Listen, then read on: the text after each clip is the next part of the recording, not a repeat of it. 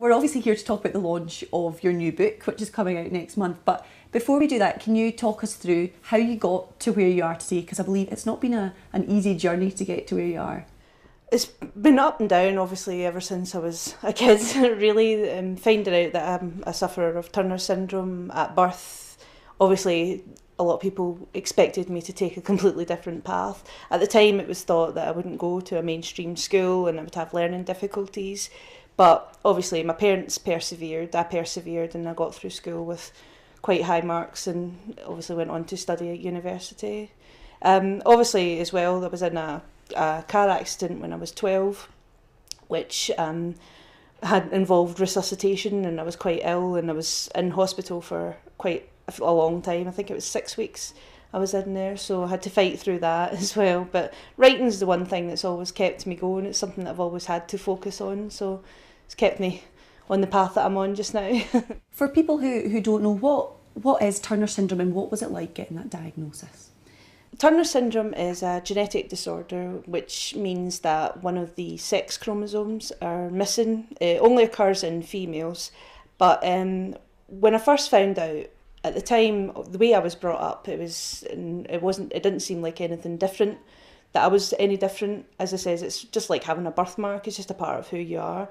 And because I've had that mindset my whole life, it's just continued into adulthood, and it's something that I like to bring to other kids who suffer from genetic disorders, Turner syndrome and obviously other ones, that it doesn't need to hold you back. You can just still achieve what you want to be, and obviously be a hope for them, and hopefully give them some ideas of what they can accomplish, really. Yeah, you described it as, a birthmark, and it is part of you. Mm-hmm. And I believe, what you've gone through, whether it's been the terrible car accident where you had to be resuscitated, or being diagnosed with Turner syndrome, you've used that to help other people, and you've set up your own charity, Ragdolls UK. Mm-hmm.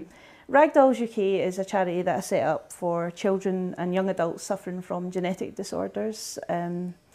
Its main aim is to promote science research into such conditions as Turner syndrome, Down syndrome, cystic fibrosis, and obviously with the increase in research, we're hoping to have a better understanding of these conditions and better treatment. In terms of then getting into writing, you say that obviously it's been something that's helped you and that you've done your whole life, but what spurred you to go on and decide, I'm going to write a novel, and then end up getting it published? As I said, since childhood, I've had notebooks filled with ideas, filled with stories, and I had some poems and short stories published when I was a kid. As I said, I left that to concentrate on my studies, but the entire time I was obviously still continuing to write fiction, which is, again, a huge hobby of mine. And after I started the charity, I thought of a good way to be able to give back to the charity myself would be having these novels as a direct sort of link to the charity, where the money from anything made from them, or merchandise or anything from the Vivica Widow brand, could go right back into the charity and continue to help promote and help, continue spreading the message. And it's always been a coping mechanism as well. Writing, obviously everybody's life gets tough, but so when life gets tough, I can disappear into this fictional world where I can correct anything that might be going wrong, or that kind of idea. What does it feel like to see that finished article in your hand after months, years of work? Seeing the finished book, especially if it's like Red Snow, I've been working on that for quite a long time, and seeing it finally in its full element with the cover that people have worked hard on, and all the various elements that come into it, because it's not just the writing, you've got artwork that goes to it, and various acknowledgements that need to go in, and it's a hard work on a lot of people's part, but holding it in your hand is amazing. It couldn't be any better feeling, and that's what you want as a writer. You want to see the finished article, and then having so many people enjoy it and give you such good feedback as well. It's amazing. The pen name Vivica Widow came from my accident, and that's where the widow came in, because after the accident I felt like something had been left behind. And when I was first writing, especially when it came to novels, I wasn't too confident in what I was writing.